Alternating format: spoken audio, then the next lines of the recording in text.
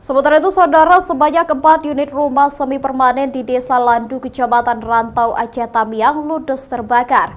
Kebakaran terjadi diduga akibat korsleting listrik. Ya Allah. Kobaran api terlihat melahap 4 unit rumah semi permanen di Desa Landu, Kecamatan Rantau, Aceh Tamiang. Warga dan TNI Polri pun berjibaku membantu melakukan pemadaman, namun api begitu cepat menyambar seluruh isi rumah hingga ludes dilahap api. Salah seorang pemilik rumah histeris saat melihat kobaran api yang melahap rumahnya. Kebakaran terjadi diduga akibat terjadinya korsleting listrik di salah satu rumah warga. Kemudian terjadinya ledakan sehingga api merambat ke 3 rumah warga lainnya yang berada di pemukiman padat penduduk tersebut. Tak ada korban jiwa dalam ini, namun kerugian ditaksir mencapai ratusan juta rupiah.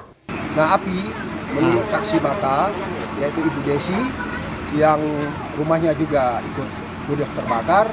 Ketika itu dia sedang melakukan aktivitas menyapu. Nah, ketika menyapu itu dia melihat dari arah rumah tetangga di sebelah rumahnya yang dalam keadaan kosong, tidak berpenghuni karena sedang ditinggal pergi,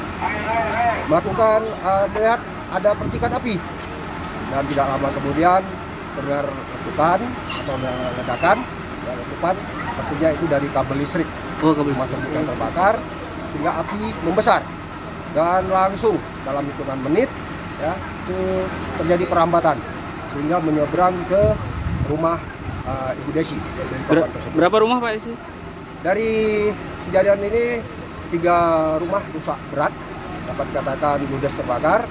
1 rumah rusak ringan, dindingnya hanya terkena jilatan api. Sebanyak 4 unit pemadam kebakaran pemerintah setempat pun dikerahkan ke lokasi untuk membantu proses pemadaman api. Pihak kepolisian pun juga akan melakukan penyelidikan lebih lanjut terkait penyebab pasti terjadinya kebakaran. Sikri Maulana, Kompas TV, Aceh Tamiang.